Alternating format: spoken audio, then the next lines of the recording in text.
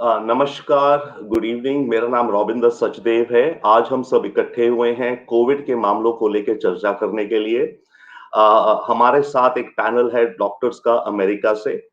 We gather today for a discussion of on COVID with a panel of doctors of Indian origin in the United States. आपके जो भी प्रश्न हो कृपया पूछिए। और बहुत ही एमिनेंट पैनल हमारा भारतीय साइड से भी है। We have with us actually doctor Abbas, district coordinator of Bageshwar. We have with us doctor Ansari, general secretary of Indian Red Cross. तो बहुत अच्छे हमारे पैनल हैं और आपके प्रश्न वेलकम है। प्लीज, ये फेसबुक लाइव है, कीप योर क्वेश्चंस कमिंग। आपके जितने ज्यादा प्रश्न आएंगे उतना हम आपको ज्यादा इंफॉर्मेशन आपके साथ शेयर कर पाएंगे। नाउ मे आई इनवाइट, मैं अपनी सहयोगी कल्पना जी को इनवाइट करता हूं स्टूडियो में। मैं इनवाइट करता हूं स्टूडियो में अपने साथ मिस्टर मनकोटी, जो कि केमिस्ट एसोसिएशन औषधि व्यवसायी मंडल के प्रेसिडेंट हैं। मैं इनवाइट करता हूं डॉक्टर अंसारी को, जो कि इंडियन रेड क्रॉस के जनरल सेक्रेटरी हैं। मैं इनवाइट करता हूं ऑफ कोर्स डॉक्टर खुशबू को, टॉक्सी, जो अमेरिका से जुड़ी है हमारे साथ। हम इनवाइट करते हैं डॉक्टर कैरव शाह, जो भी अमेरिका से जुड़े हैं हमारे साथ। मैं इनवाइट करता हूं डॉक्टर उस्मानी को, ये भी हमारे साथ अमेरिका से जुड़े हैं। एंड डॉक्टर अब्बास का link, just a moment, yes of course, doctor Abbas हमारे साथ जुड़े हैं बागेश्वर से। नाउ मे आई इनवाइट अपनी सहयोगी कल्पना पांडे। यह चर्चा हिंदी में भी होगी। आप अपने प्रश्न बिल्कुल लिखते रहिएगा। तो जो आपके लाइव क्वेश्चन आएंगे हम लेना चाहेंगे, और बाद में हमारे पैनल में कुछ और लोग भी जुड़ेंगे जो कि अपने क्वेश्चन पूछेंगे। That said, may I invite my colleague Kalpana Pandey to please welcome. You're on mute, please. Sorry, this is the sixth of such town hall, and this is in a place called, एक जगह है उत्तराखंड में, which is called Bageshwar, a beautiful hill town like the previous ones. And इसमें उत्तराखंड के अलावा बागेश्वर के, हमने specially Bageshwar को फोकस किया है, तो उसके ज्यादा लोग आएंगे. So I welcome everybody. Then I welcome all the three doctors who have come from, all the three are from Atlanta, US. और वो आपके प्रश्नों के जवाब देंगे. वो हिंदी में अच्छे से बोल सकते हैं, तो आपने प्रश्न हिंदी में, अंग्रेजी में, दोनों में दे सकते हैं. Doctor Khushboo and doctor Karav and Dr. Asghar Usmani. So welcome to this. And Bageshwar के डिस्ट्रिक्ट कोऑर्डिनेटर डॉक्टर हैं जो डॉक्टर अब्बास. अगर कुछ हिंदी अगर इसमें प्रॉब्लम हुई और वो, तो doctor Abbas is there. Plus हम डॉक्टर अब्बास से जानना चाहेंगे कि वो थोड़ा सा बताएं कि बागेश्वर में कैसी कोविड की situation and how are they dealing with it, थोड़ा सा बताएं.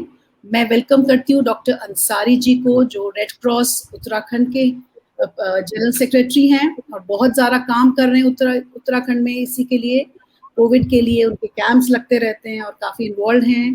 डॉक्टर मिस्टर मनकोटी जी के बारे में बोलने की ज़रूरत नहीं है, आपने इतने टाउन हॉल में देखा. उनकी सपोर्ट के बिना हम लोग का ये हो नहीं पाता.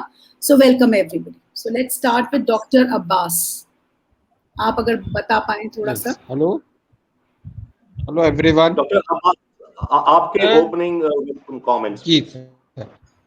Today Bageshwar. Hello. Yes please. Hello.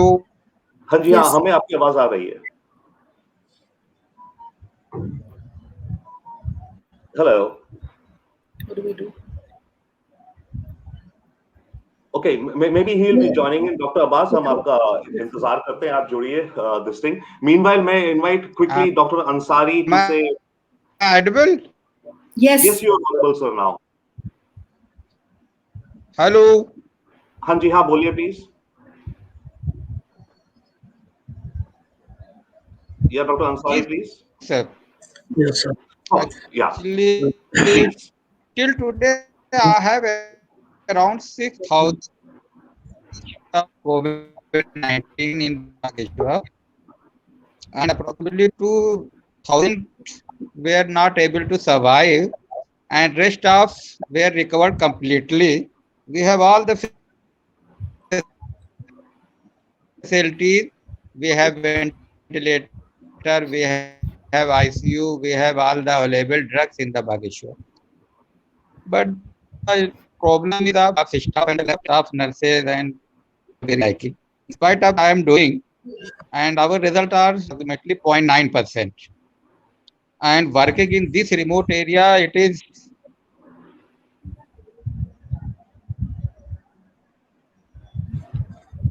yeah. Hello. We didn't hear the last part, Dr. Abbas. If you want to just repeat that Awas. quickly.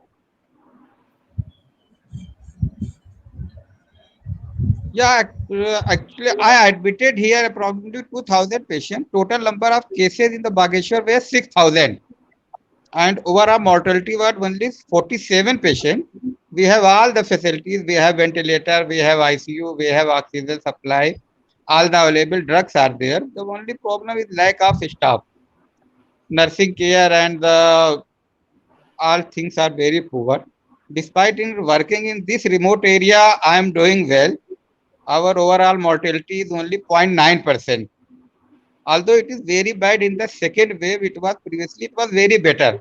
In the first wave, mortality was not very high, but in the second wave, it is very high. And unpredictability was very much. I'm not able to get which patient is going to survive, which patient will not going to survive. Sudden deaths were very common. Some of the patients, when I discharge them, they go back to home and after 1 or 2 days, they collapse. I want to know our expert panel, what could be the reason behind this, that after getting discharged in the stable patient having normal oxygen saturation, patient died after 48 hours at the home or sometime within 24 hours at the home. We were very surprised why it was happening. I want to know my expert panel, what suggestion they will go regarding the discharge policy of this patient. Great. Before Dr. Abbas, before you take the question, I think Dr. Abbas told you in English. The audience in Hindi should understand the question. तो अब्बास साहब मैं आपका प्रश्न हिंदी में quickly बोल देता हूं. Doctor Abbas ये कह रहे हैं कि इन्होंने ये देखा है कि कोविड से डिस्चार्ज होने के बाद, कोविड से आप ठीक हो गए, डिस्चार्ज हुए, घर गए, 1 या 2 दिन बाद पेशेंट की डेथ कई बार हो जा रही है. तो डॉक्टर अब्बास ये पूछ रही है अमेरिकन डॉक्टर से कि आप क्या इस बारे में, आपका क्या एक्सपीरियंस है कि हॉस्पिटल से पेशेंट को डिस्चार्ज कब करना चाहिए. Thank you so much. So now the doctors, you can answer in Hindi or English. Which one of you would take? A great question, I think, please. I think Asher wanted to give his opinion. Go ahead, Asher. हमने देखा है Covid. Great doctor अशर, आप हिंदी जानते हैं, मजा आ गया. Please हमारा काम और इफेक्टिव हो जाएगा अच्छे से. Thank you. प्लीज. मुझे पूरी नहीं आती, लेकिन मैं ये बता सकता हूँ कि जो है कोविड के साथ ब्लड क्लॉट्स, अब मुझे उसकी हिंदी नहीं आती. Sure, blood clot people understand. Thank you. Blood clots का बहुत इंक्रीज इंसिडेंस है. इवन हॉस्पिटलाइज्ड पेशेंट्स में up to 15% can develop blood clots. तो ऑफन टाइम्स जो मेरे साथ 1-2 पेशेंट्स की वफात हुई है, उनको जो है वो ब्लड क्लॉट्स के जरिए हुई है. तो एक चीज़ ये हमने देखा है कि ब्लड क्लॉट्स इंक्रीज करते हैं, और जो सडन डेथ होगी, it is likely, I'm not 100% sure, could be related to blood clot formation. Number 2, COVID, as we know, affects other organs. Virtually every organ is affected, including the heart. So थोड़ा हिंदी में please. थोड़ा. अच्छा. You can mix and match, but the more Hindi component, the better, sir. So दिल को भी affect करता है, गुर्दों को भी अफेक्ट करता है, जिगर को भी इफेक्ट करता है. वो तो दिल को अगर इफेक्ट करता है और उनको पहले से दिल की बीमारी है, तो उससे जो है ना हार्ट अटैक भी हो सकता है. तो ये 2 जो प्रॉब्लम्स हमने देखी हैं, ब्लड क्लॉट्स और हार्ट प्रॉब्लम्स, उसकी वजह से जो है ना अचानक से वफात हो सकती है. Thank you very much. या डॉक्टर अब्बास, आप कुछ कहना चाह रहे थे, please. Actually, when patient was admitted in our hospital, patient was kept on the low molecular weight heparin, and it was given up to 10 days of the low molecular weight heparin, and was discharged on the oral anticoagulant rivaroxaban and the enoxaparin. In spite of that, patient collapsed. What is your opinion regarding adding of the any other medicine, or what other thing could be done with these patients? Start, sir. So you're saying that you had कि आपके patient की वो वहाँ पे anticoagulant पे भी discharge हो गए थे, right? आपने उस जब वो घर पे गए, and we were giving him the low molecular weight heparin. Okay. आप जब during जब the आप, hospitalized. अच्छा, आपने जब उनको डिस्चार्ज किया, yes, तब उनके वाइटल्स क्या थे, और फिर वो ऑक्सीजन पे थे जब वो घर गए तब? No, they were very stable. They were maintaining saturation without oxygen support. 96-97%. Vitals were stable. During the hospitalization, patient was given low molecular weight heparin, and at the time of discharge, patient was given rivaroxaban 10 mg. In spite of that, 2-3 patients collapsed. I want to know, is there some other thing which can be done with these patients, or some other medication which can be added with these patients? So, like Dr. Asher said, the most likely cause is a PE. Even though the patient was on lower molecular weight heparin, was it full dose lower molecular weight heparin, or was it just a prophylactic dose? Meaning के, prophylaxis यानी कि अगर तुम्हें just to prevent the clots, वो dose था कि जो हम लोग blood clots के लिए जो full dose देते वो dose था. वो first question है. सेकेंडली, अगर वो रेस्ट पे 96-97% थे, जब वो चलते थे तब उनका कितना जाता था? और जो कार्डियक जो बताया डॉक्टर अशर उस्मानी ने कि कार्डियक डेथ हो सकता है, एस्प्रिन ठीक है, पर हम लोगों ने भी देखा है यूनाइटेड स्टेट्स में, इनफैक्ट मैंने और अशर ने भी देखा है कि हमारे there were a few patients जो पूरे फुल डोज एंटीकोएगुलेशन पे थे, पर उनकी पूरी बॉडी में, यानी कि उनकी पूरी जो वेसल्स होती है, ब्लड वेसल्स, सारी जगह पे क्लॉट हो गया था, despite being on medications. You remember that case, Asher? और उसमें that we had the same incidence जहां पे सडन डेथ हो गया था. तो अभी तक वी आर सेइंग कि हम लोगों ने फुल डोज दिया था हॉस्पिटल में, क्योंकि उनको था, हमने देखा था क्लॉट्स लेग में. टेक्निकली स्पीकिंग, अगर हॉस्पिटल में या कहीं पे जो हम लोग क्लॉट्स नहीं देखते हैं, तो हम लोग भी प्रोफिलैक्टिक मेडिकेशन देते हैं. हम लोग जब पेशेंट्स को डिस्चार्ज करते हैं तो हम लोग कोई एंटीकोएगुलेशन नहीं देते हैं, क्योंकि जब हम डिस्चार्ज करते हैं तो हम देखते हैं कि ये चल सकते हैं, ये पूरा काम कर सकते हैं अपना, ऐसा सब हम असेस करके फिर घर भेजते हैं.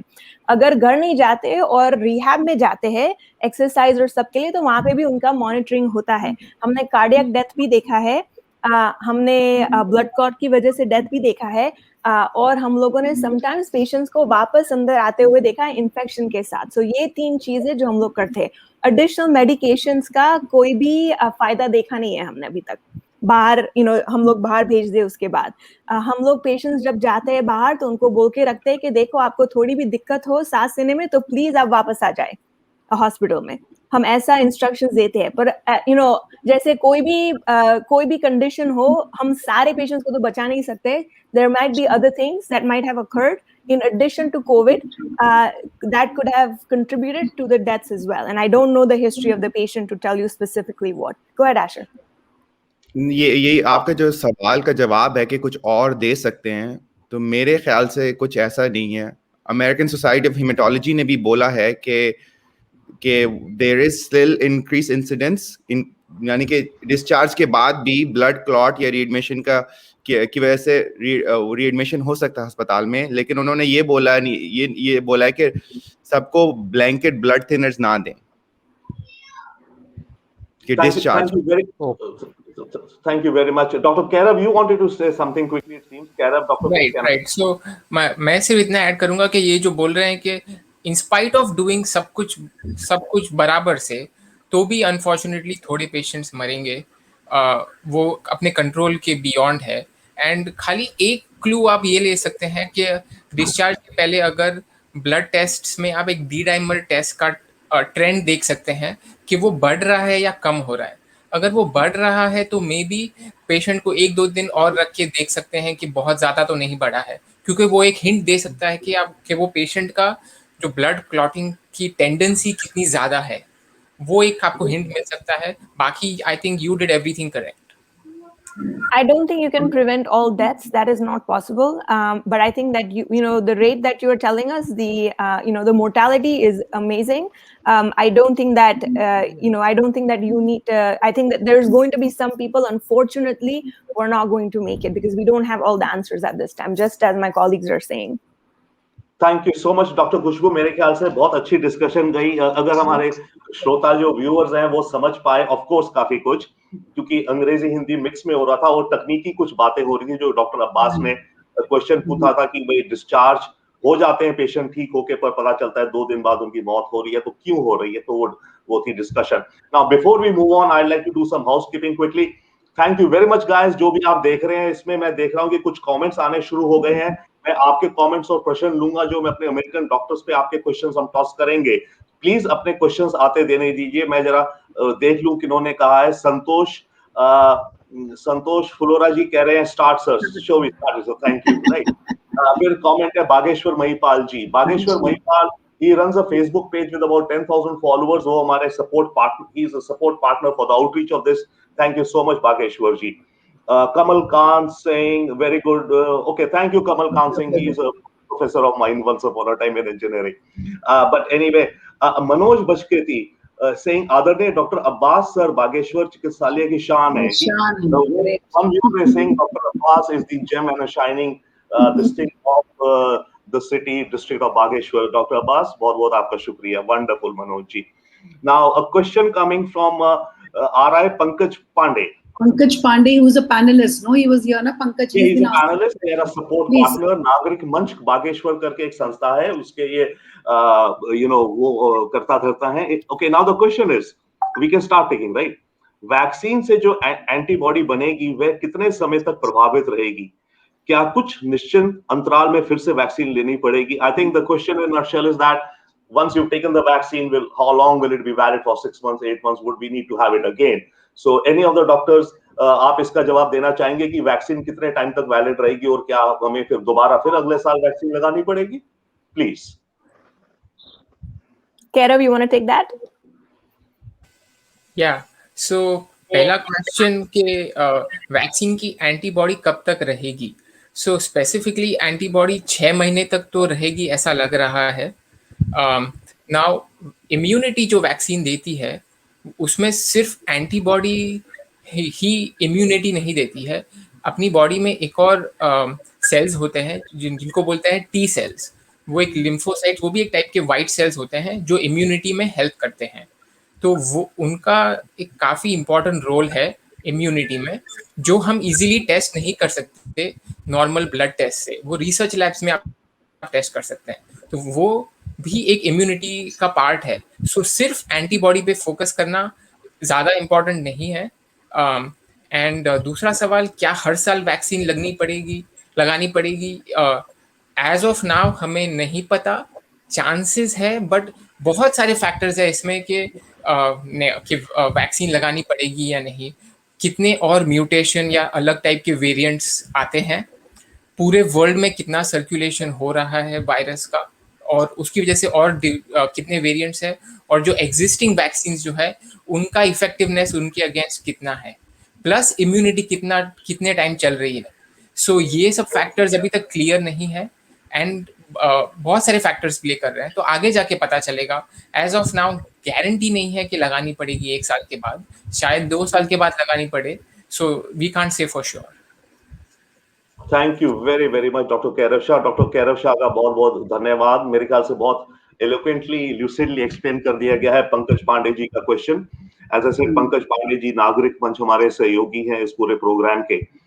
Now moving on to the next question, I think we have another question coming in, and please मैं व्यूअर से रिक्वेस्ट करता हूं गाइस, अपने प्रश्न भेजिए, एडवांटेज लीजिए। आप देख रहे हैं कितनी अच्छी डिस्कशन जा रही है। रिफ्लेक्टिव इस कोविड के मुद्दे को लेके जो भी आपका प्रश्न माइंड में हो, और ये जो लिंक अगर आप देख रहे हैं आपको लग रहा है यूजफुल है, तो अपने फेसबुक पे आगे शेयर कीजिए प्लीज, ताकि आपकी फ्रेंड्स उनकी टाइमलाइन पे भी ये वो डिस्कशन देख सके। नाउ मूविंग ऑन, अगला क्वेश्चन आने से पहले मुझे एक चीज बतानी थी, डॉक्टर अब्बास से पूछना था मुझे कि वो जो पेशेंट आपने डिस्कस किया ना अभी हमारे साथ, वो डिस्चार्ज हो गया था, पर उनके पास वो जो आपने एंटी कोआगुलेशन मेडिकेशन दी थी वो ले रहे थे वो?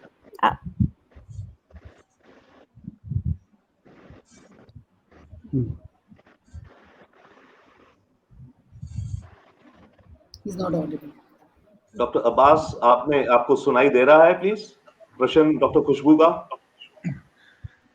डॉक्टर अब्बास ने बताया था कि वो उसके बाद भी कंटिन्यू कर रहे हैं, इकोस्प्रिन और दूसरा एक ब्रांड बताया था उन्होंने एंटीकोगुलेंट, वो पेशेंट्स ले रहे थे उसको। समटाइम्स क्या होता है कि प्रोफाइलैक्टिक इकोस्प्रिन एंड रिवारोक्साबेन। हाँ, समटाइम्स ना हमारे पेशेंट्स यहाँ पे क्या करते हैं कि उनको प्रिस्क्रिप्शन दिया होता है, पर कॉस्ट की वजह से समटाइम्स, या फिर कुछ भी के पेट खराब है, ये है वो है, तो नहीं लेते समटाइम्स। तो आई डोंट नो कि अगर हम that was one of the issues as well कि उनको मिला नहीं हो शायद प्रिस्क्रिप्शन, हमारे यहाँ पे भी ऐसा होता है। तो वो एक चीज है जो हम अगर ऐसे जांच कर सकते हैं। और यहाँ पे दी अदर थिंग इज कि डिस्पाइट गिविंग एंटीकोआगुलेंट, समटाइम्स जो हम लोग बोलते हैं मैसिव पीई, आपको मालूम होगा मैं क्या रेफर कर रही हूँ, तो वो भी हो सकता है। तो मैं I was just thinking back to see while we are waiting on the questions. Yeah, I was expecting it to case of massive pulmonary embolism, which happened to these patients. Great. बहुत बहुत धन्यवाद। Now before moving ahead, mister Mankoti ji, आपके पास कुछ प्रश्न हैं जो अब आप हमारे डॉक्टर से पूछना चाहेंगे, बिकॉज आपको कुछ काफी लोगों से संपर्क में है जो क्वेश्चन उनके कुछ मेन एक आध हैं, आप जो पूछना चाहें प्लीज। मैं एक्चुअली आज मैं बाहर था, मैं रानीखेत से अभी पहुंचा हूँ आधे घंटे पहले, so I could not get the questions today. Kalpana ji, I have a question. Sure. There's a girl, Geeta has asked me this question.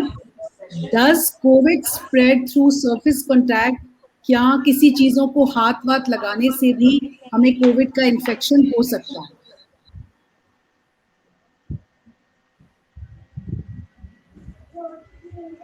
Kairav, you want to take that one? हाँ, हो सकता है। बहुत सारे तरीके हैं जिससे कोविड स्प्रेड हो सकता है।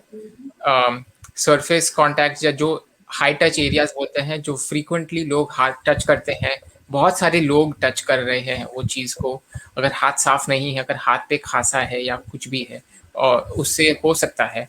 बट ज़्यादा ट्रांसमिशन जो है वो ड्रॉपलेट से हो सकता है या क्लोज कांटेक्ट से हो सकता है। एंड इसीलिए जो कांस्टेंट फोकस मैसेज होना चाहिए लोगों के लिए कि आप अपने लेवल पे क्या कर रहे हैं, आप अपना मास्क लगा रहे हैं ठीक से, और अपने हाथ क्लीन रख रहे हैं या धो रहे हैं, सैनिटाइज कर रहे हैं, उससे आप कंट्रोल कर सकते हैं। क्योंकि अगर आप मीडिया में देखेंगे और न्यूज़ देखेंगे तो बहुत सारा इंफॉर्मेशन है, कंफ्यूज हो सकते हैं। तो इसीलिए मेरा मैसेज ऑलवेज रहा है पेशेंट्स को कि फोकस क्या, आपके कंट्रोल में आप क्या कर सकते हैं।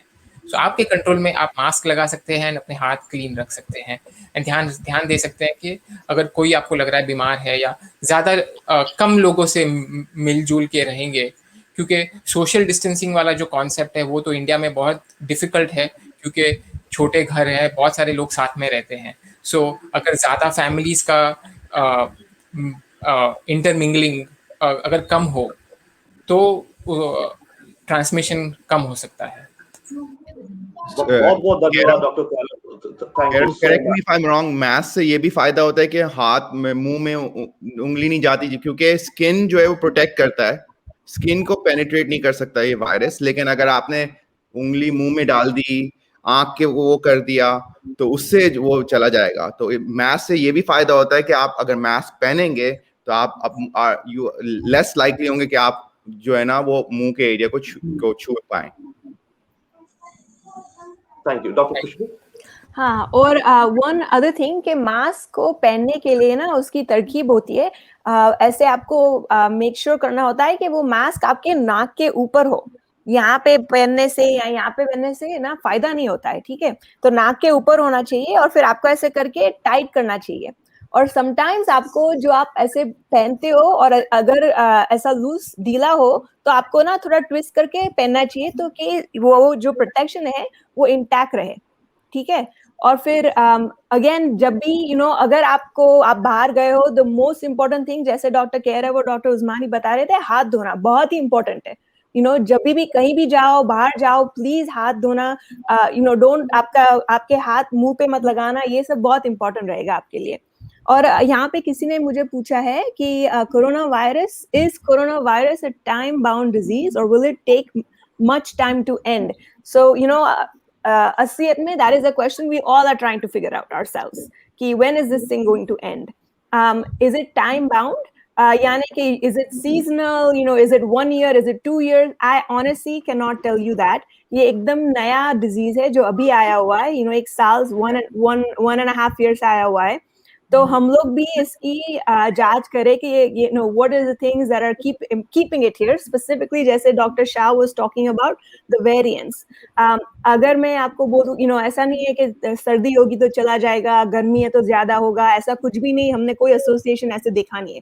ओनली एसोसिएशन हमने देखा है कि जब सोशल डिस्टेंसिंग, जब सब लोग ऐसे जो गाइडलाइंस है फॉलो करते हैं, सोशल डिस्टेंसिंग, हैंड वॉशिंग, ऐसे शादियों में ऐसे 100, 200, 300 पीपल नहीं गए हो, स्मॉल कलेक्शंस ऑफ पीपल, जब ये सब फॉलो होता है तो उसके लेवल्स कम हो जाते हैं और ऐसे लोगों को आ जाता नहीं है। और अगर हम लोग ये सब पूरा वापस चालू करते हैं तो वापस से बढ़ जाता है। The next thing is vaccination. यहाँ पे यूएस में वी हैव नोटिस्ड कि after vaccinations the numbers have significantly gone down. यानी कि जो what do we call vaccinations again in India? Tika, right? Tika in Hindi, या वो टीका लगाने से वो टीका लगाने से हम लोग ऐसे हेल्प कर सकते हैं कि एटलीस्ट डिजीज अगर आपको हो तो सिवियर नहीं हो, कि आपको अस्पताल में नहीं जाना पड़े, कि आपको ऑक्सीजन की जरूरत ना पड़े। इसके लिए हम लोग टीका लगाते हैं। एंड आई एम श्योर कि डॉक्टर शाह कुछ ज्यादा बताएंगे उसके बारे में, वो इन्फेक्शियस डिजीज के स्पेशलिस्ट है। पर वो ये चीज है जो बताई है कि ऐसे नंबर्स कम हो जाते हैं जब भी हम लोग ये सारी चीजें करते हैं। तो और यूएस में भी ये देखा है हम लोगों ने। बहुत बहुत धन्यवाद डॉक्टर खुशबू। उन्होंने जो कहा उस पर कुछ ऐड हम जरूरत नहीं है। मैं क्विकली जरा कुछ कमेंट्स पढ़ दूं जो साइड में आए हैं और कुछ प्रश्न आए हैं, बिकॉज द आइडिया इज कि जितने ज्यादा लोग एंगेज हो उनका प्रश्न हम देखें। गौरव कुमार दास जी कह रहे हैं doctor Abbas is very intellectual and all. Well, doctor Abbas तो रॉक स्टार है बागेश्वर के। Wonderful sir, wonderful to meet you and great your work, thank you so much this thing. Then we have Varun Garg जो कह रहे हैं very nice, thank you Varun ji. Nice तो अच्छा है, बट बेटर ये होगा कि आप प्रश्न दें और वक्त का फायदा उठाएं।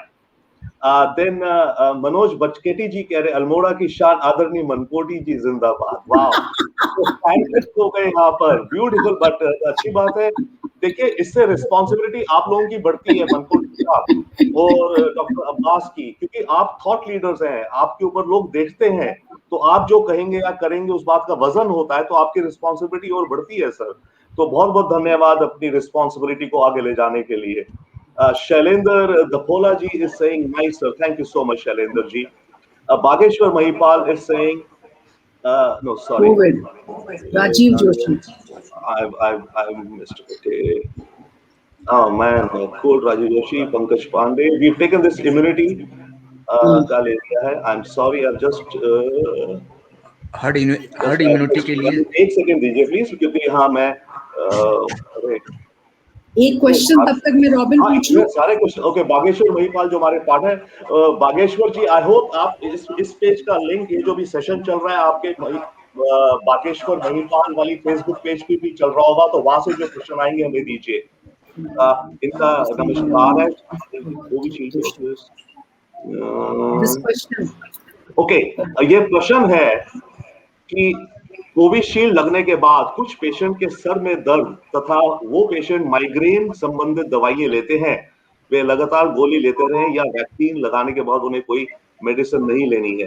The question doctor Asher and Dr. Kairav, you can read the question also, right, on the bottom of your screen. And if you can answer it in Hindi, जो ये पूछ रहे हैं, please, from what you gathered. So, vaccine लेने के साथ migraine की दवाइयों के साथ इंटरैक्शन या कुछ होना नहीं चाहिए, जहाँ तक मुझे पता है. सो वो पेशेंट माइग्रेन की दवाई चालू रख सकते हैं. एंड अगर सर दर्द बहुत ज़्यादा बढ़ गया तो उनको डॉक्टर के पास जाना चाहिए, ताकि पता करे कि वो माइग्रेन की वजह से हेडेक हो रहा है या कोई और चीज़ भी हो सकती है. वो एक ध्यान रखे, बट दवाइयों में चेंज करने की ज़रूरत नहीं होनी चाहिए. Thank you very much, Dr. Kairav.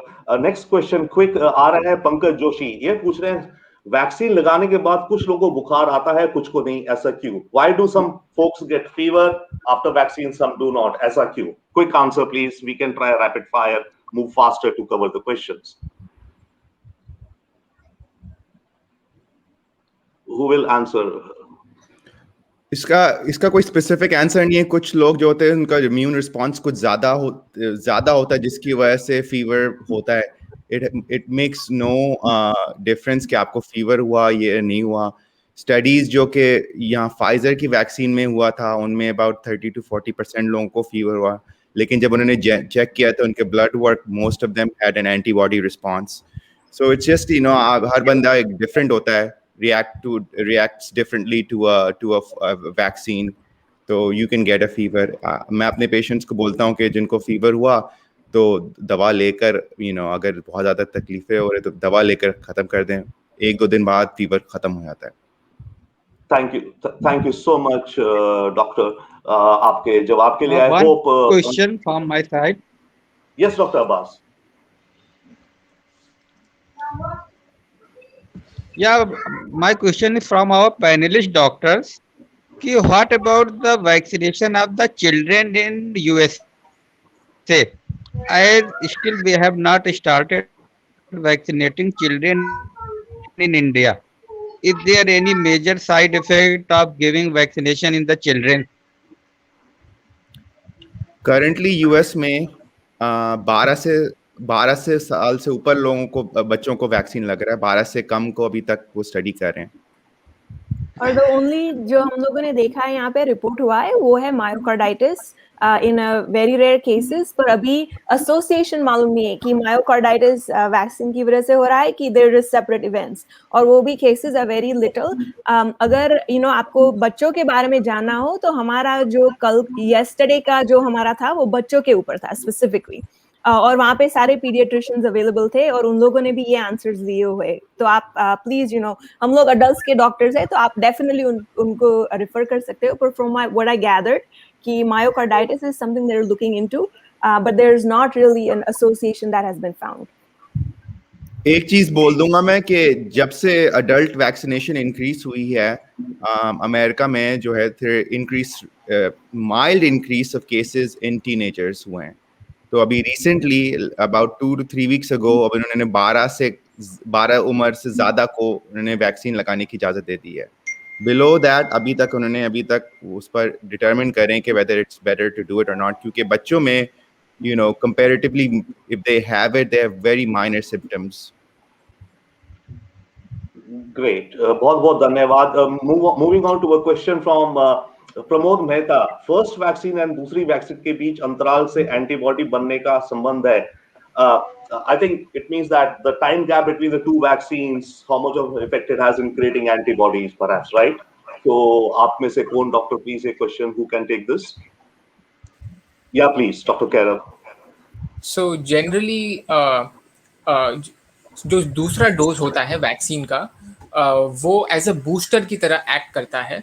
So first dose जब लगाते हैं तो आपकी बॉडी की इम्यून सिस्टम थोड़ा सीखती है कि इससे कैसे डील करना है, और जब दोबारा से सेम वैक्सीन लगती है या वो तो इम्यून सिस्टम थोड़ा और रेडी होता है, तो वो और अच्छा रिस्पॉन्स देती है. नाउ माइंड यू, हर एक वैक्सीन में ऐसा नहीं होता है, तो इसीलिए लैब्स में स्टडी करते हैं टाइप ऑफ वैक्सीन क्या है, कौन सी डिजीज की वैक्सीन है। कोई डिजीजेस के लिए एक वैक्सीन इनफ होता है, और जैसे कि यूएस में एक जॉनसन एंड जॉनसन का वैक्सीन है, वो सिर्फ सिंगल डोज वैक्सीन है। सो ऐसा नहीं है कि हर एक वैक्सीन को दो डोज लेने पड़ते हैं। कोई वैक्सीन होती है जिसमें 3 डोज लेने पड़ते हैं, जैसे कि हेपेटाइटिस की वैक्सीन। सो हर एक वैक्सीन का एक अपना डोज होता है, स्टडीज के हिसाब से होता है। बहुत बहुत धन्यवाद doctor Kairav, that's a beautiful answer. I think अब अगला भी प्रश्न बड़ा फोकस्ड है। मेरा प्रश्न है कि कोरोना के अधिकतर मरीजों में टाइफॉइड के लक्षण मिलने का क्या कारण है? The question is that it seems that in patients of corona, many of them have symptoms of typhoid. Why? In fact, I want to add something. I know a few of my friends, when they tested positive for COVID, they also tested positive for typhoid. Yes, please. Doctors, आप इस पे कुछ? So specifically typhoid के symptoms तो जैसे कि पहले doctor उस्मानी ने बताया कि एंड डॉक्टर खुशबू ने भी कि कोरोना वायरस जो है वो आपकी बॉडी की हर एक ऑर्गन सिस्टम को अफेक्ट कर सकता है। तो हार्ट्स को कर सकता है, लंग्स को कर सकता है, इंटेस्टाइन, स्मॉल इंटेस्टाइन वगैरह सबको कर सकता है। तो आपको वो डायरिया वगैरह सब हो सकता है कोरोना वायरस में, एंड फीवर भी हो सकता है। तो इतने सारे नॉन स्पेसिफिक जो हम बोलते हैं कि इतने सारे सिम्टम्स हो सकते हैं, वो काफ़ी बीमारियों को ऐसे मिमिक कर सकता है। Now specific answer about the typhoid test, वो आई एम अज्यूमिंग कि शायद विडाल टेस्ट अपना म्यूट कर लेंगे सब, other than the speaker, let's others keep muted. So I don't have a specific answer, क्योंकि को-इन्फेक्शन भी पॉसिबल है, कि आपको टाइफॉइड भी हुआ हो और कोविड हुआ हो, वो एक पॉसिबिलिटी हो सकती है। और दूसरा कि टाइफॉइड की एक जो टेस्ट होती है विडाल टेस्ट, वो इतनी ज़्यादा सेंसिटिव नहीं है। तो आई डोंट नो इफ उसका रिलेशन है कि नहीं। डॉक्टर अब्बास, आपने ये देखा है, ये एसोसिएशन?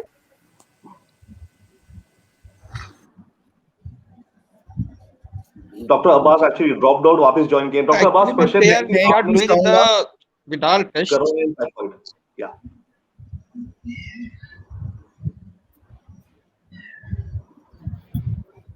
हेलो, कोरोना और टाइफॉइड में correlation?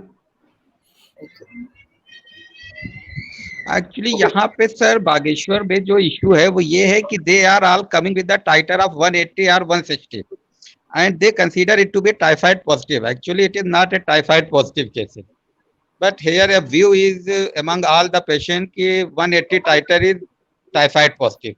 We don't consider it typhoid positive,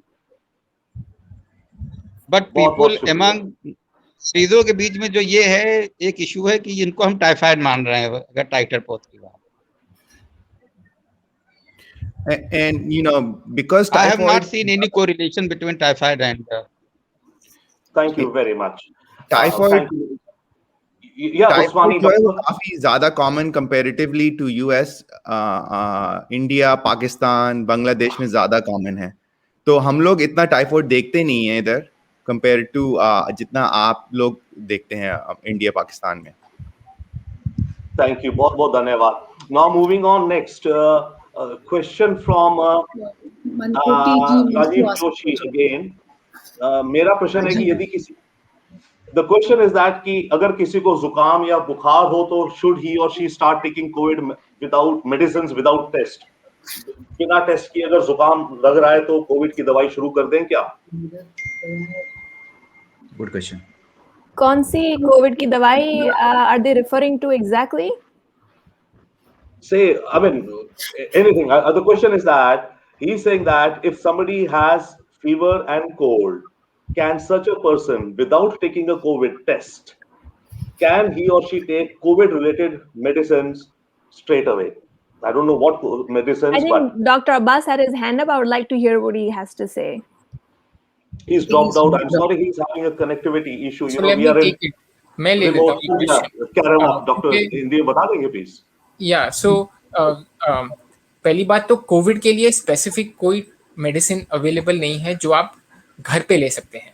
पहली बात तो वो है। और दूसरी बात, जो फीवर के लिए आप कोई भी मेडिसिन ले ले, जैसे कि क्रोसिन वगैरह है, तो और जुकाम के लिए अगर आप कोई मेडिसिन लेंगे तो आप वो ले सकते हैं। बट अभी कोविड इतना फैला हुआ है तो कि आपको अज्यूम करना चाहिए कि आपको कोविड है, तो इसीलिए टेस्टिंग करवा लेनी चाहिए।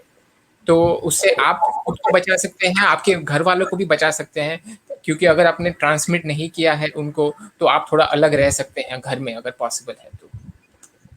ग्रेट, बहुत बहुत धन्यवाद। Completely agree with what Yeah, Dr. Dr. Shah said, that it's not, you know, कि आपको ऐसे कोविड assume करना चाहिए और आपको ऐसे separate रहना चाहिए, पर कोई ऐसी दवाई नहीं है जो आपको अपने आप लेनी चाहिए, except as what Dr. Shah said. So please be very careful. Steroids और ये सब चीजें हैं जो मिल रही है वो सिर्फ डॉक्टर को आपको देना है, आपको डॉक्टर के पास जाना है और उनको आपको प्रिस्क्राइब करना है जब जब जरूरत हो तब, जब आप ऑक्सीजन पे हो तब। ऐसे ही आपको कोई ऐसी दवाई नहीं है जो लेनी चाहिए।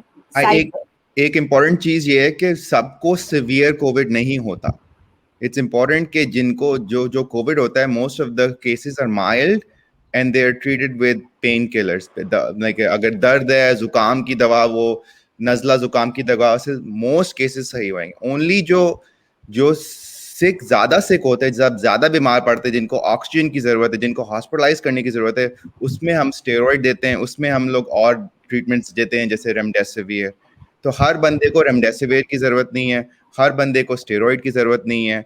मोस्ट पीपल को कॉमन पैरासिटामॉल और ब्रूफिन से जो कि बुखार और नज़ला को कम कर दे, उससे बेहतर हो जाएगा। मगर टेस्टिंग इम्पॉर्टेंट है कि अस्यूम नहीं करना चाहिए, क्योंकि एक जो डॉक्टर शाह ने बोला कि अगर आपका कंफर्म केसेस तो आप अपने बाकी घर वालों से थोड़ा दूर हैं तो बेहतर है। नंबर 2 कि कभी कभार जो है वो और भी वायरसेस होती हैं, और भी बीमारियां होती हैं जो कि अमूमन जो कॉमन नज़ला जुकाम करती हैं, तो वो भी हैं, कम हैं, लेकिन वो भी अभी भी मौजूद हैं। बहुत बहुत धन्यवाद। Thank you so much doctor अशर।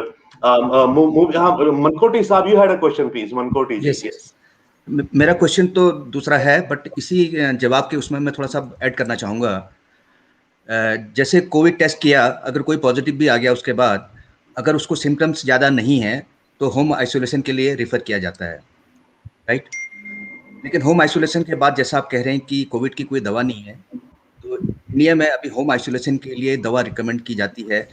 जैसे उसका एक रेजिम बना हुआ है, like azithromycin, doxycycline, zinc, vitamin C, ivermectin, like that.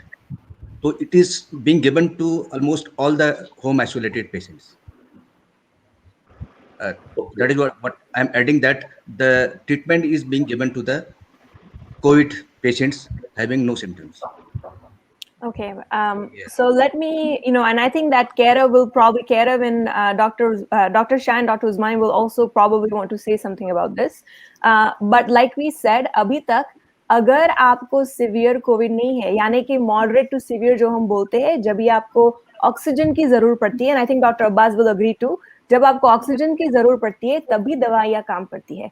घर पे जो ऐसे जो एंटीबायोटिक्स है, ये जो डिजीज है वो वायरस का है, वो बैक्टीरियल नहीं है, और ये जो एजिथ्रोमाइसिन और डॉक्सीसाइक्लिन है वो बैक्टीरिया को मारने की दवा है। तो अभी बताया, हम काफी स्टडीज हुए यहाँ पे, और कोई भी स्टडीज में ऐसा नहीं बताया गया है कि ये दवाएं इफेक्टिव है कोविड के लिए, ठीक है। आइवरमेक्टिन का भी यही है कि अभी तक जो स्टडीज हुए हैं यहाँ पे, तो दिखाया नहीं गया है कि वो इफेक्टिव है, और अभी थोड़ी स्टडीज ऑन गोइंग भी है, and doctor Kairav will probably able to shed some light on it, वो आप हमको थोड़ा ज्यादा बता सकेंगे।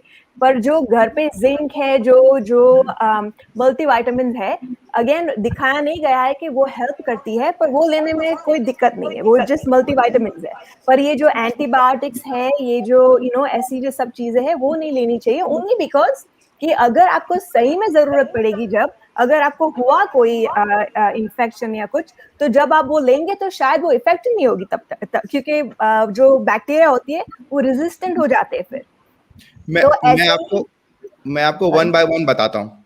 आपने कहा विटामिन सी, जिंक, इस पे स्टडी हुई थी, रैंडमाइज कंट्रोल ट्रायल हुआ था फरवरी में, नो बेनिफिट। आपने फिर बोला आइवरमेक्टिन पर जो है 8 या 9 स्टडीज हो चुकी हैं, मोस्टली बांग्लादेश, पाकिस्तान, उनमें it showed कि maybe in some cases it's beneficial but not enough evidence to go. Additional trials हुए इराक में showed that it may be beneficial, लेकिन वो studies were very flawed. At this time जो कि international consensus ये है कि it's too early to say कि it's beneficial or not. Now going to azithromycin initially was touted with hydroxychloroquine as the wonder treatment, वो miracle drug था कि ये करेगा, ठीक है. वो it was based out of a France का study था of only 50 patients. अब जो उसके बाद उन्होंने 400, 1000, 2000 पेशेंट्स पे स्टडी किया, तो it actually combination of hydroxychloroquine or azithromycin caused more heart disease and was not beneficial. So azithromycin has fallen out of favor. At least हम लोग यहाँ जो करते हैं, I would recommend कि individual doctors जो कि वहाँ इंडिया में directly treat करें, they would know better. लेकिन ये assume और empiric treatment करना खुद के ये दवा लेनी, I think कि evidence नहीं है कि हम लोग उसको support करें. डॉक्टर अब्बास यहाँ पर हैं, मैं इंडिया की बात कर रहा हूँ, ट्रीटमेंट वाली, होम आइसोलेशन वाली. यहाँ पर किट ऑलरेडी बनी हुई है डॉक्टर अब्बास कि ये होम आइसोलेशन में हम ये देंगे, and it is being given to each and every patient, I think. Yes, I am actually है क्या कि टू आवर पैनलिस्ट कि इन आवर इंडिया जो फॉलो अप की परेशानी बहुत है. पेशेंट फॉलो अप के लिए नहीं आएगा, रेगुलर फॉलो अप नहीं करेगा. डिफरेंट जियोग्राफिक सिचुएशन, बहुत दूर मरीज रह रहा है हॉस्पिटल से बहुत दूर, तो it is better to give him all the medicine so that he can take the medicine at home, and if he deteriorates much, saturation falls very much, then come to the hospital. Although the studies do not say to give all the medicine, but in India follow up is very poor. Patient do not come again and again to the hospital. That's all. Be on the safer side, we are giving these medicines. So I completely understand, Dr. Abbas. I think that you probably know the population much better over there, and what we are propagating is that the patients themselves don't initiate anything. That it needs to come from the physicians, and I think that they are a better judge of deciding that who should go ahead and get things, any kind of prescriptions, and who shouldn't get prescriptions. But I think that this should strictly be in the hands of the physicians, the doctors, rather than the patients and family telling the other family, "Jaake leke aao ye or wo." That shouldn't happen. I think that it will be a little bit more control. Just as Dr. Abbas said, he would probably know the population better, and he would decide who needs to get what needs to be given. Thank you so much doctor Khushboo. मैं request अपने panelist जो बात नहीं कर रहे हैं अपने को म्यूट में रखें. Please unmute when you are speaking only at that time, क्योंकि एको आता है नहीं तो स्टूडियो में. There is a question from doctor Rajiv Joshi. We can get a quick reply to this. How can a person recognise that the fever and cold is normal और vivid, meaning somewhat different? विविध क्या हुआ? विविध तो different ही हुआ ना, different हुआ. और you are down the part of covid, spelling right? A normal fever or fever towards COVID. Is there something symptom for oneself? Kairav, you want to try that? So ऐसा कोई specific नहीं है. You can not be 100% confident, इसीलिए testing अगर available है तो करवानी चाहिए. एंड कुछ सिम्टम्स है, जैसे कि अगर आपका सेंस ऑफ स्मेल चला गया या सेंस ऑफ टेस्ट चला गया, तो हिंट है टूवर्ड्स के शायद कोविड होने के चांसेस ज़्यादा है. बट सिर्फ फीवर या कोल्ड के बेसिस पे it is very hard to know कि डेफिनेटली कोविड है या कोई और चीज़ की वजह से है. जैसे कि डॉक्टर उस्मानी ने बताया था, बहुत सारे दूसरे रेस्पिरेटरी वायरसेस भी है जो ऐसे सिम्टम्स करते हैं, इसलिए you can not be sure. Thank you so much, Dr. Kairav. Next question quickly. I think ये बात हो चुकी है, but I just want to highlight. Alok Pandey was asking remdesivir और plasma therapy कितनी प्रभावी है कोविड केसों में. I think इसका पहले जिक्र और अच्छे से डिस्कस हो चुका है. We'll move on next. Next question coming from Pankaj Pandey ji. Herd immunity के लिए कितनी percentage लोगों को वैक्सीन लगाना जरूरी होगा? A quick some estimation. What percentage of the population should be vaccinated for, let's say, achieving herd immunity in a country or a community? 50%, 60%, 70%? Quick, please. You said it right कि आपने सही बोला कि it's an estimate, so किसी को पता नहीं है for sure, but around 70% seems like important है। अगर आप देखें सम ऑफ द कंट्रीज जिन्होंने बहुत ज़्यादा पॉपुलेशन को वैक्सीनेट किया है, उसमें amongst the leading countries Israel ने बहुत अच्छा वैक्सीनेशन किया है और उनके रेट्स बहुत कम हो गए हैं। USA is starting to approach that level and हमारे यहाँ पे भी केसेस कम हो चुके हैं। सो अराउंड 70% तो ऐसा लग रहा है कि मिनिमम होना चाहिए, बट अगेन धन्यवाद बहुत बहुत। It's a moving target, change भी हो सकता है, so you can not be sure. Sure. तो पंकज पांडे जी के प्रश्न का उत्तर हो गया है। अब अपन चलते हैं Kailash Nath Tiwari ji saying very good. बहुत बहुत thank you so much Kailash Tiwari ji. ये प्रश्न हो चुका है। Then okay, Gaurav Das is saying very nice. He's saying my question has been answered by Dr. Khushboo ji, I am satisfied. Gaurav Kumar Das ji कह रहे हैं मेरे प्रश्न का आंसर डॉक्टर खुशबू ने दिया, I am satisfied. बहुत बहुत धन्यवाद, thank you so much Gaurav ji. देखिए फंडामेंटली हमारा इस पूरे प्रोग्राम का ऑब्जेक्टिव यही है कि इस तरह का आदान प्रदान हो। मनकोटी जी आप कुछ कहना चाह रहे हैं sir, please. You are on mute sir, Mankoti ji you are on mute. अब एक क्वेश्चन आया, डेज हो चुके हैं एंड उसने दोबारा टेस्ट करा लिया है and he is negative now. तो 33 दिन के बाद भी आफ्टर 33 डेज ऑल्सो वो फीवर डेवलप कर रहा है फिर से। पहले फीवर चला गया था, द फीवर अभी जो है उसको अराउंड 99 चल रहा है उसको। बीच में बिल्कुल ठीक हो गया था, there was no fever also. तो अभी 99 फीवर 33 डेज के बाद उसको फिर से डेवलप हो रहा है। What to do? Doctors, you got the question? Patient had COVID, recovered 33 days now, and now having fever 99 degree. और कोई सिम्टम्स है? नहीं, only fever. गला खराब, कुछ और नहीं है? नहीं। अब इतना बहुत मुश्किल होगा इस यहाँ से बैठे हुए उसका जवाब देना। Okay. क्योंकि ये भी हो सकता है कि उसको कुछ कोई और रेस्पिरेटरी या वायरल इन्फेक्शन हो। हमने देखा है कि कुछ 40 दिन बाद कोविड होने के बाद बहुत ही अनयूजुअल है कि लोग जो डेवलप कर सकते हैं इन्फ्लेमेटरी रिस्पॉन्स, लेकिन वो अमूमन वो पेशेंट्स को और सिम्टम्स होते हैं। अब्डोमिनल पेन है, उनको शॉर्टनेस, सांस लेने में दिक्कत हो रही है, पेट में दर्द हो रहा है, क्या नाम है, लेकिन सिर्फ अगर लो ग्रेड फीवर है बाकी सब सही है। तो आई डोंट नो कि ये इट इज कोविड रिटर्निंग और कोई जस्ट नॉन स्पेसिफिक कोई वायरल इन्फेक्शन है। Okay. What I would recommend is कि वो जाके ऐसे अपने डॉक्टर के पास जाए। 99 is a very low grade fever, as Dr. Usmani was just saying. कि जाके एक्सरे करवाए और ये करवाए just to see कि थोड़ा like infection के लिए भी देखे। I think that person should actually go to the physician and mention this, the symptoms, कि ऑक्सीजन लेवल कितना है, ऐसे एक्सरे पे क्या बढ़ा हुआ है, जो भी डिजीज था वो बढ़ा हुआ है कि कम हुआ है, ये सब देखने की जरूरत हो जाएगी। तो ये जो केस है वो स्पेसिफिकली डॉक्टर के इसमें डॉक्टर के पास जाना जरूरी हो जाता है। ओके, एक और सवाल है, रविंद्र जी। ये एनेक्डोटल है, मतलब आप लोगों ने ज्यादा पेशेंट्स देखे हैं इंडिया में, बट जो मेरे भी कॉन्टैक्ट्स जो है इंडिया में डॉक्टर्स के, उनके साथ ये जो नया इंडिया का जो वेरिएंट है उसमें ऐसे थोड़े स्मॉल परसेंटेज ऑफ पेशेंट्स को देखा गया है कि काफी एक महीने तक लो ग्रेड फीवर चलते रहता है।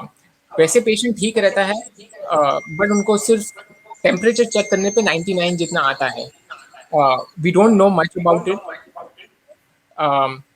And what doctor Khushbu said, ये पेशेंट्स को चेक कराना चाहिए कि उनको और कोई बीमारी ना हो।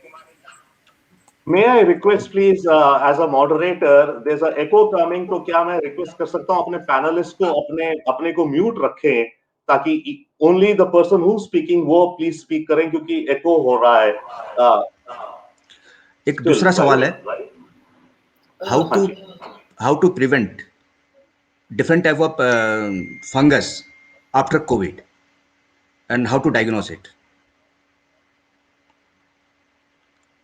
The black fungus and all coming up nowadays, the number of patients are coming in India, in every state?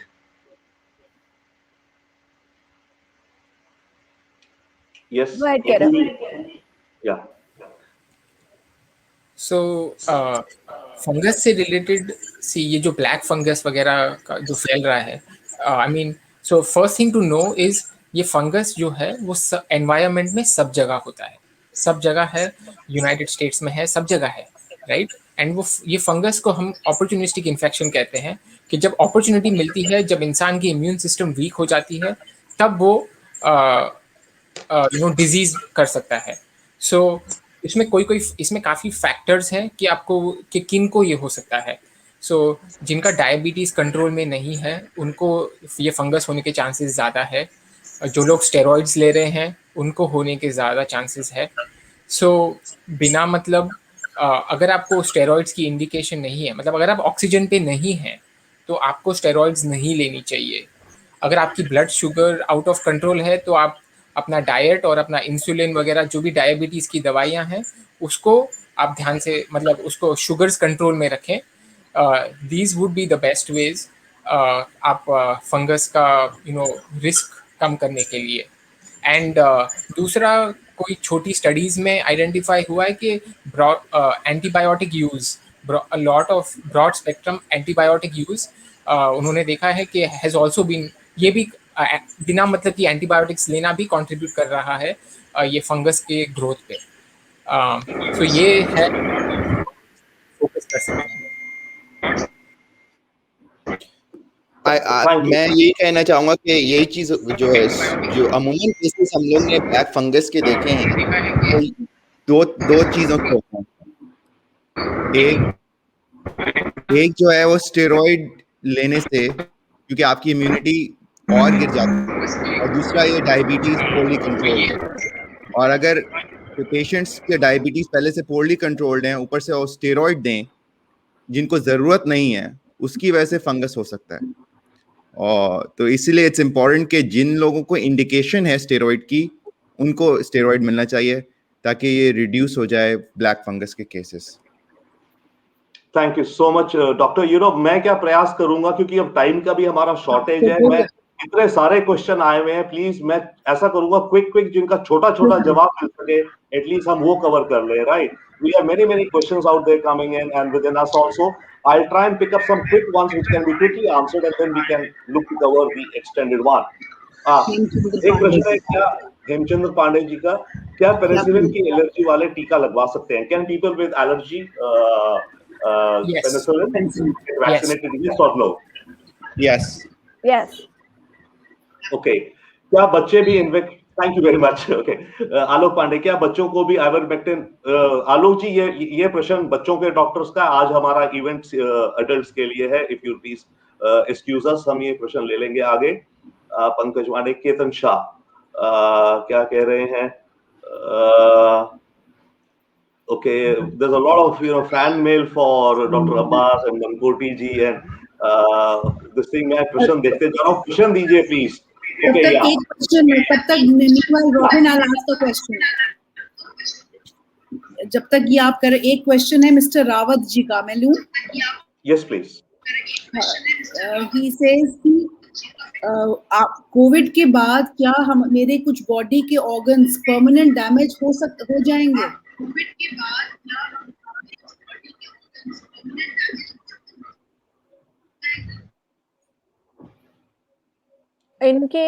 इन्होंने जो क्वेश्चन पूछा कि कोविड के बाद क्या हो सकता है, अगर इट डिपेंड्स कि आपको कितनी डिग्री तक डिजीज हुआ था कोविड के टाइम पे। यानी कि अगर आपको फेफड़ों में निमोनिया हुआ था तो वो थोड़ी देर से जाता है। जैसे रेगुलर वायरल इन्फेक्शन हो कि रेगुलर निमोनिया हो, तो हम लोग एक्सपेक्ट करते हैं कि थोड़े वीक्स में, 2-3-4 वीक्स में चला जाता है। पर जो कोविड है, इन सर्टेन थोड़ा जो पॉपुलेशन है जो बहुत सिक, जो हॉस्पिटल में जाना पड़ा था, वेंटिलेटर पे जाना पड़ा था, उन लोगों को कोविड ऐसे उसके सिम्टम्स जाते जाते थोड़ा टाइम लगता है। ऐसा नहीं है कि वायरस है एक्टिव, ये जो कोविड ने जो डैमेज किया हुआ होता है वो चले जाने में थोड़ी देरी लगती है। और अभी तक हम लोगों ने सिर्फ लंग्स का ऐसा देखा है, हमने देखा है कि लंग्स में थोड़े वीक्स टू मंथ्स लगते हैं in certain people for the disease to go away. हमने देखा है कि समटाइम्स पेशेंट्स को ऐसा सर दर्द होता है, समटाइम्स वो लोग बोलते हैं कि ऐसे थिंक करने में दिक्कत होती है। ये सब चीजें हमने देखी है, पर ये धीरे धीरे चली जाती भी है। तो हमारे पास यहाँ पे जो पेशेंट के सबसेट्स है, हम लोगों ने उनको अभी तक मैंने और एशन ने और कैरव ने एटलीस्ट 1 साल से तक देखा है, और there are very very few patients जिनमें अभी थोड़ी थोड़ी सिम्टम्स बाकी है। majority of the people things go back to normal. इन्होंने जो ऑर्गन का पूछा, आई कैन नॉट स्पेसिफिकली से, क्योंकि मुझे नहीं मालूम है कि ये कौन सी ऑर्गन की बात कर रहे हैं, ठीक है, तो that would have to be more specific. मैं एक चीज ऐड करूंगा। डॉक्टर खुशबू, एक क्वेश्चन है हेम पांडे का। Very nice discussion and again request there some again, is there any specific medicine for post covid itching problem? Any specific answer? I think that would be a question for Dr. Abbas to be very specific of the medications that are available in India. Usually itching is not something that we see very commonly. So I would say go to your primary doctor and find out to make sure that whatever you are saying is itching is appropriate, and then they can prescribe you local medications there. Thank you very much, Dr. Krishna. संतोष कुलारा जी कह रहे हैं, बेहतरीन कार्यक्रम के लिए धन्यवाद sir. धन्यवाद sir आपका। अगर आप संवाद हिम हमारे सपोर्ट पार्टनर भी हैं, तो एक ग्रुप में बहुत इंपॉर्टेंट क्वेश्चन आया है बागेश्वर से। वो किसी ने पूछा है कि वैक्सीन लगाने के बाद सिम्टम्स डेवलप हो रहे हैं और कोविड पॉजिटिव आ जा रहे हैं, तो व्हाट इज दिस? ये वैक्सीन के बाद वो जो फीवर आ रहा है, उसके बाद अगर वो टेस्ट कर रहे हैं तो they are getting positive. Vaccination से आपकी कोविड टेस्ट अफेक्ट नहीं होनी चाहिए, जो स्पेशली जो वो एंटीजन टेस्ट या पीसीआर टेस्ट हो, वो अफेक्ट नहीं होनी चाहिए वैक्सीनेशन। तो अगर आप वैक्सीनेशन पॉजिटिव फीवर आ रहा है,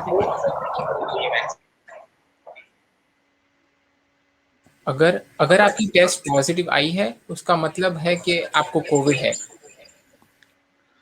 एक्चुअली वैक्सीन लगाई देन डेवलप्ड द फीवर। ये तो बहुत सारी शिकायतें आ ही रही हैं, वैक्सीन लगाने के बाद फीवर आ रहा है। मोस्ट लाइकली जो वो फीवर के बाद अगर वो टेस्ट कर रहे हैं तो they are getting positive type. Most likely scenario होगा कि उनको कोविड एक्सपोजर पहले से था और उनका टाइम लाइन जो है वो वही मैच कर रहा है कि जब उनको वैक्सीन लगी। वैक्सीन वाज अ कोइंसिडेंट, लेकिन उनको पहले से कोविड एक्सपोजर हो गया था और few days later started developing symptoms of Covid.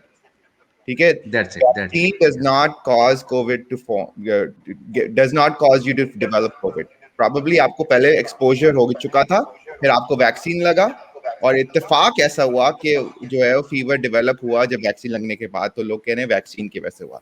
That's vaccine does not cause COVID. I agree with Dr. Shah. That is there. I agree with that too. And the other thing is, remember, when you do the vaccination, it doesn't mean freedom, right?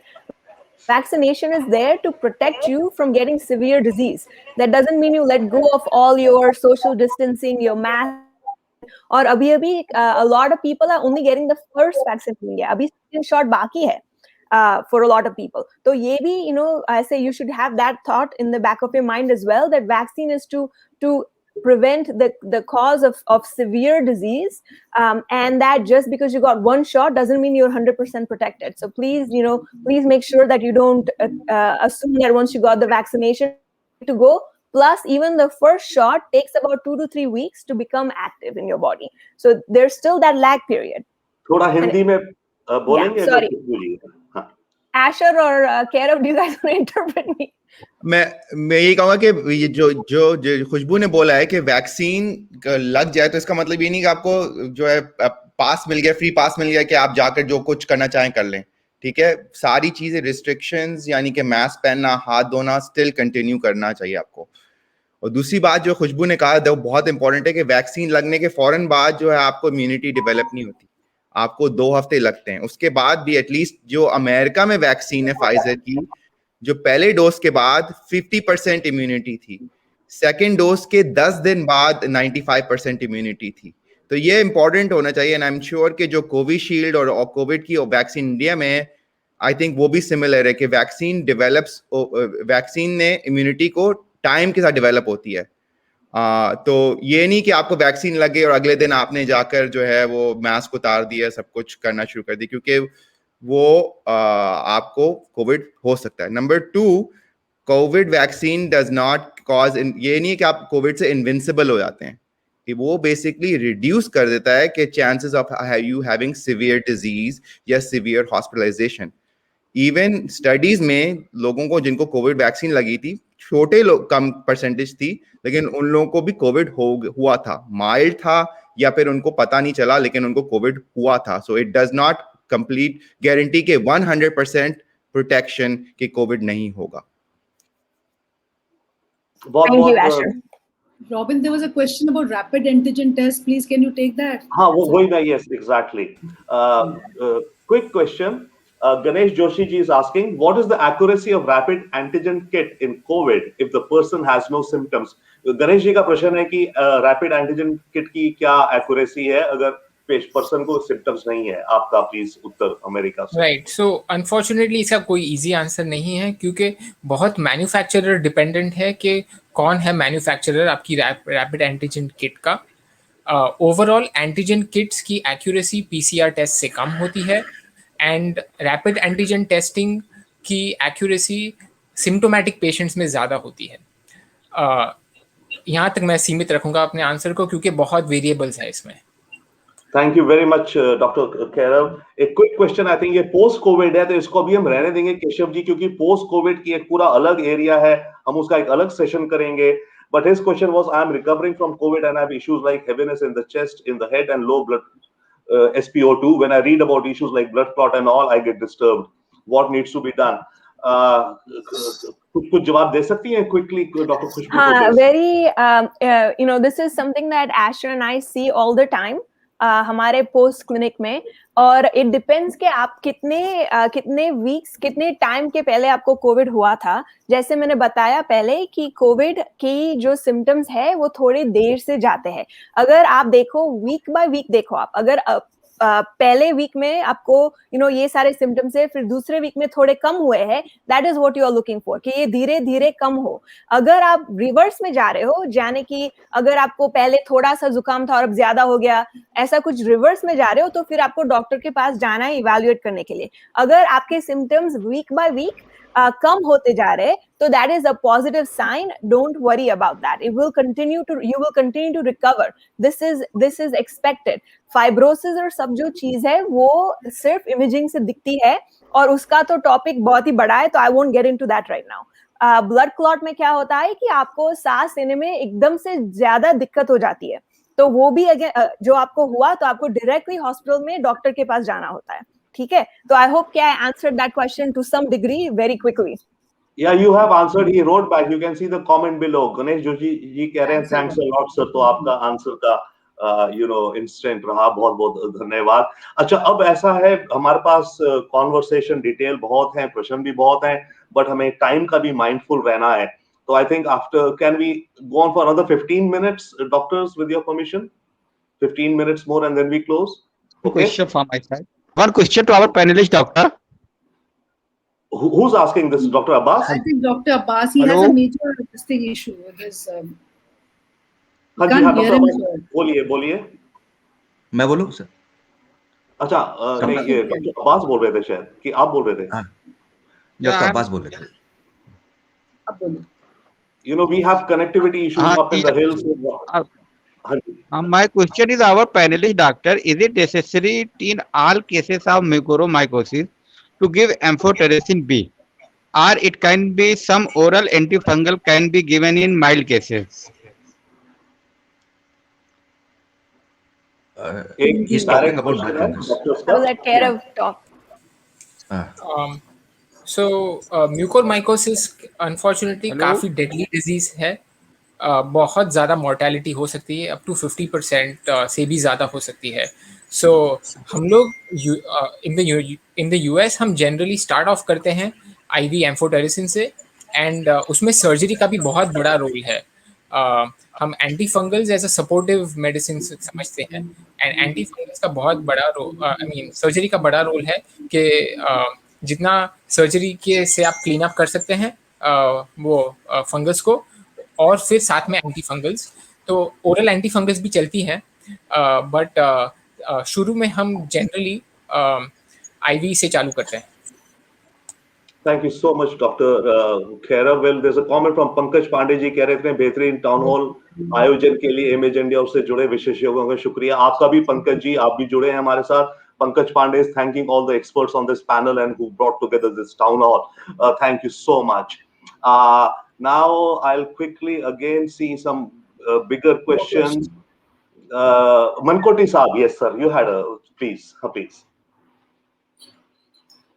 आप mute पे हैं मनकोटी जी, unmute कर लीजिए. Actually हम पिछले town hall meeting में भी इसको डिस्कस कर चुके हैं, but this is very important question. हमारी ऑडियंस इसको सुनना चाहती है इनफैक्ट, क्योंकि इंडिया में जो थर्ड वेव की आकांक्षा है आने वाली है, तो लोग बहुत डरे हुए हैं उससे. तो उसमें क्या मेजर्स अपनानी चाहिए कि जिससे उससे बचा जाए, और वो कैसा रहेगा कि बच्चे ही उससे अफेक्ट होंगे? What will be the scene जो थर्ड वेव है, व्हाट इज दैट?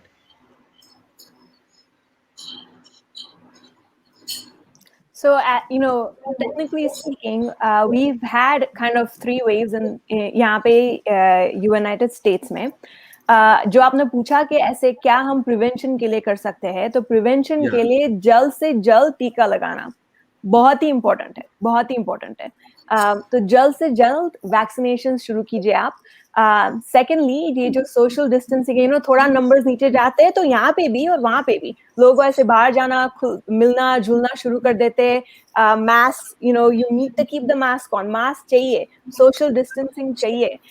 जैसे फैमिलीज गैदर करते हैं तो हमारे घर में ऐसे लिमिट होना चाहिए कि अच्छा 10 या 15 या जितना भी अभी साइज जितना हो आपके घर का, उसके इन अकॉर्डेंस विद दैट आपको उतने ही लोग अंदर होने चाहिए. तो और आपके पास ना ऐसे लोग होने चाहिए जो आप हर रोज मिलते हैं, और some and other friends that you do Zoom calls on. तो ये सब बहुत इंपॉर्टेंट हो जाएगा थर्ड वेव को इतना इंटेंस नहीं करने में. होने वाला है कि नहीं ये हम प्रिडिक्ट नहीं कर सकते हैं, सही है, that we do not know. ये जो किड्स का मसला है वो क्या है कि अभी तक जो वैक्सीन निकली सारी अडल्ट्स के लिए है इंडिया में. अभी तक यूएस में हम लोगों ने, जैसे डॉक्टर उस्मानी और डॉक्टर शाह ने बताया कि हमने 12 और अबव की वैक्सीनेशन शुरू कर दी है. ये भी इंडिया में भी शुरू होगा, और इसकी वजह से हम लोग देखेंगे कि even in kids it will start getting a little better. अभी ये हो सकता है कि बिकॉज जैसे अडल्ट्स को वैक्सीन मिलने वाली है, तो जब हम नंबर्स कैलकुलेट करेंगे, परसेंटेजेस देखेंगे, तो किड्स का ज्यादा लगेगा, राइट? क्योंकि बहुत सारे लोगों ऐसे वैक्सीनेट हो गए हैं, तो फिर उनका नंबर उतना हाई नहीं होगा, तो बाय डिफॉल्ट किड्स का ज्यादा लगेगा. अगर इज इट ट्रू कि किड्स में ज्यादा होगा? I can not speak for that, but this is the reasoning behind it. Anything else you guys want to add? Robin, now you take Rajiv's question. There are 2 questions, and one fellow Mr. Rajkumar says, मेरा भी question ले लो, please do. हाँ जी, राजकुमार सिंह जी, आपका question दोबारा आप लिख देंगे, हम शायद मिस कर गए हैं. We will take. Rajkumar Singh, मेरा क्वेश्चन ले लो, हम बिल्कुल लेंगे सर, प्रयास पूरा है. Okay, meanwhile in our panel also has joined us Pankaj Pandey. Rajiv Joshi का क्वेश्चन ले लो. रॉबिन एक है that हाँ, वो ले लिया है. Okay, the question is people who do not have COVID symptoms but are COVID positive, and people who have symptoms and also positive, will both patients put other people at equal risk? It's a very interesting question. Is long, but the answer can be short. He's saying, which is true.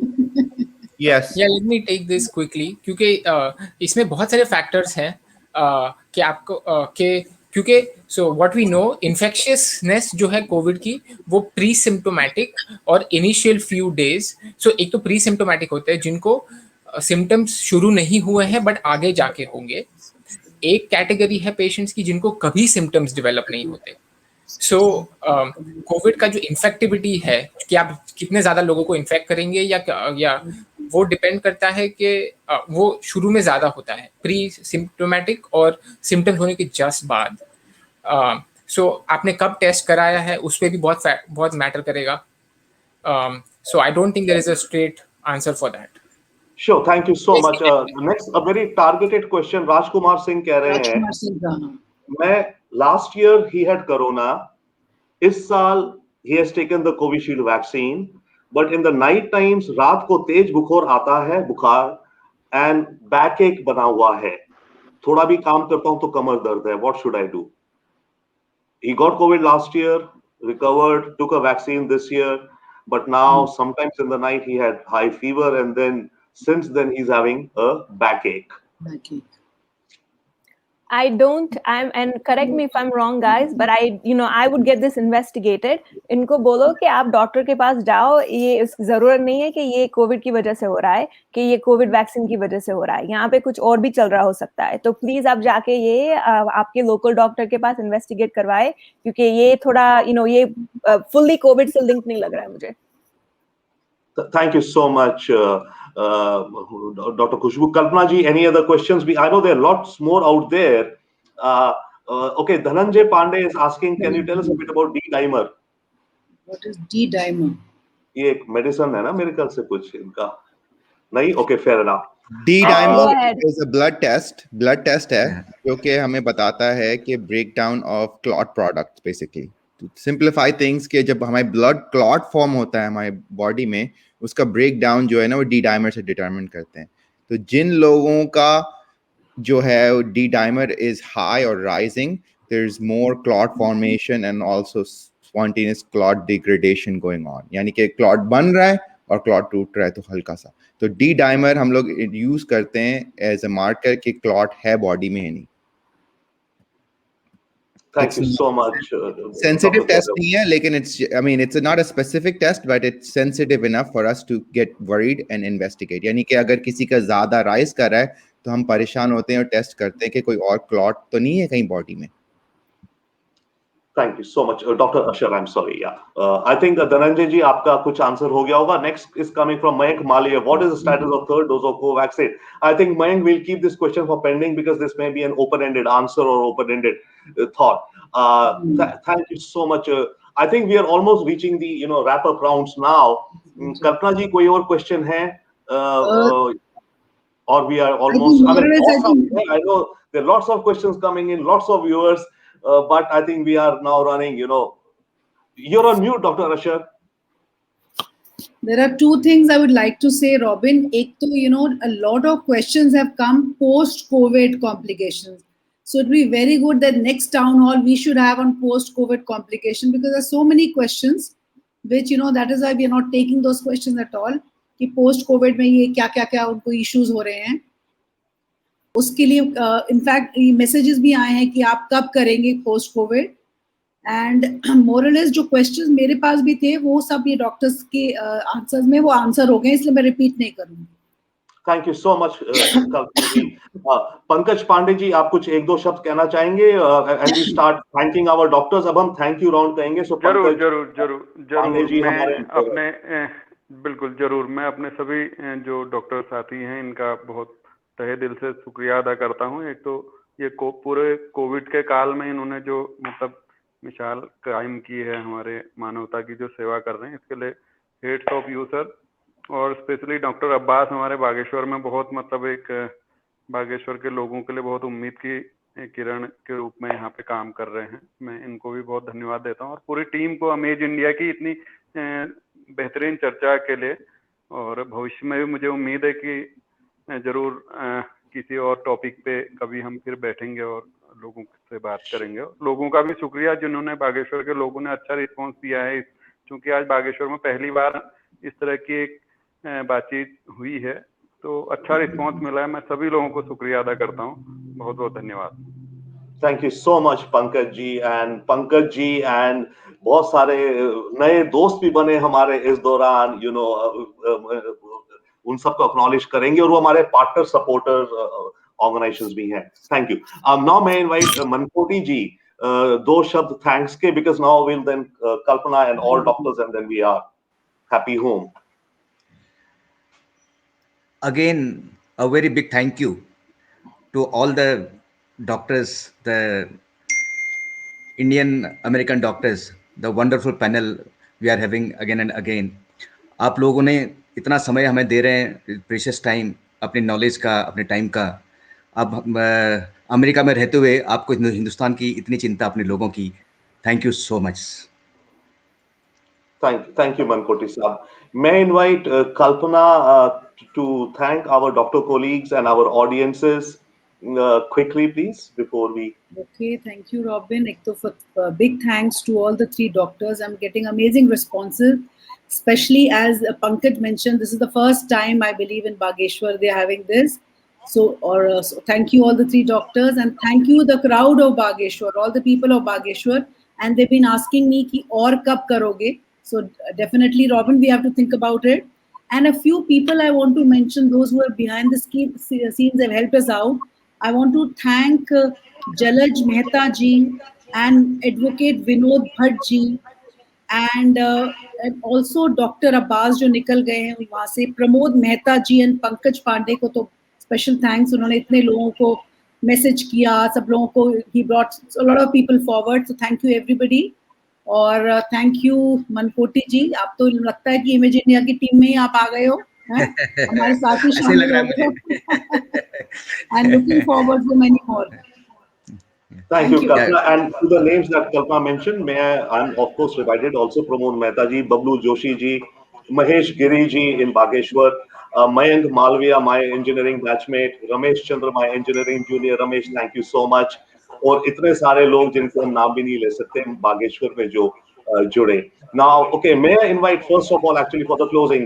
By the way, ये जो पूरा initiative, this entire series जो उठी है, शुरू हुई है, is the brainchild of Dr. Khushbu Chokshi. So we should really thank her. ये पूरा आइडिया इनका था और उसको लेकर के खैर हमने थोड़ा जो भी करा हम उसको दे रहे हैं। So Khushbu, may I invite you for your closing thoughts, please, and in Hindi if you could, that'd be quicker. वो सीधा हमारे audience को जाएगा. I won't be here. No, absolutely.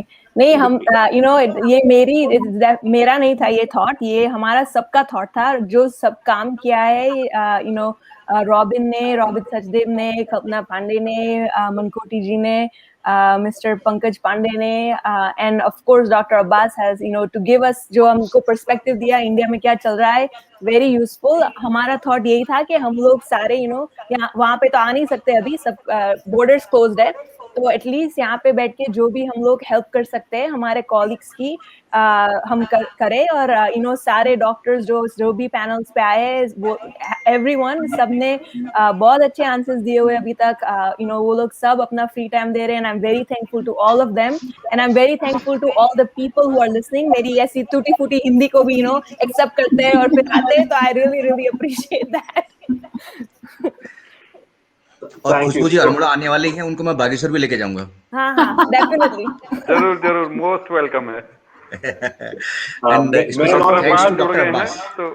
Special thanks to doctor Abbas, उन्होंने बहुत सुंदर अपनी प्रस्तुति दी। Thank you so much for giving us the perspective over there, really appreciate. May I invite Dr. Ashar Usmani for a couple of close words? Thanks, etc. Ashar ji. नहीं, I just want to thank everyone कि आप लोग ने मुझे invite किया और मौका मिला मुझे सब क्वेश्चंस आंसर करने का। Thank you so much. We so much appreciate and respect and salute your sense of service. Thank you so much, Dr. Ashar.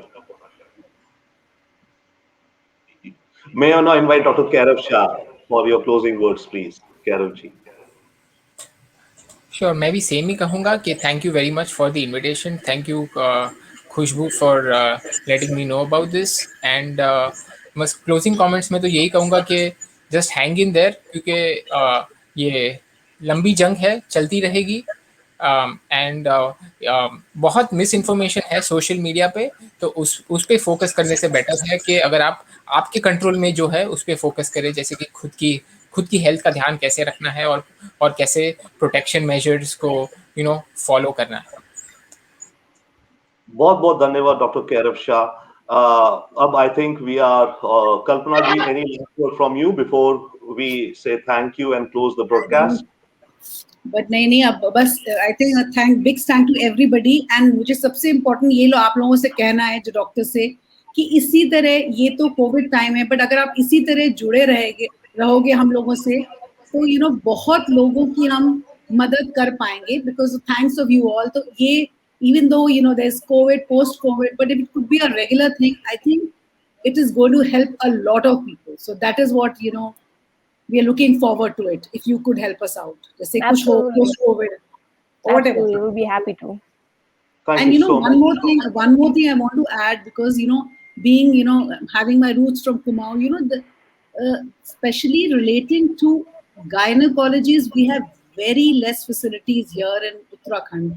If we could get something like that regarding that session, especially on women, that would be very, very helpful for all the people here. Absolutely. Suggestion. Absolutely. We'll definitely look into that. Thank you. Thank you very much for having us.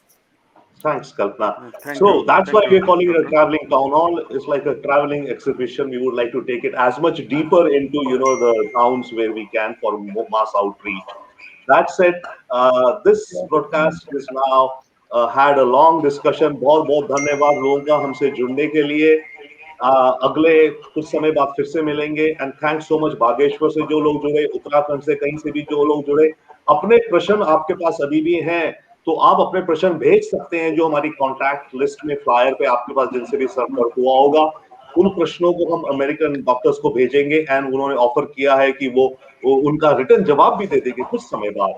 तो आपको बहुत बहुत धन्यवाद जुड़ने का. I hope इस session से कुछ फायदा रहा.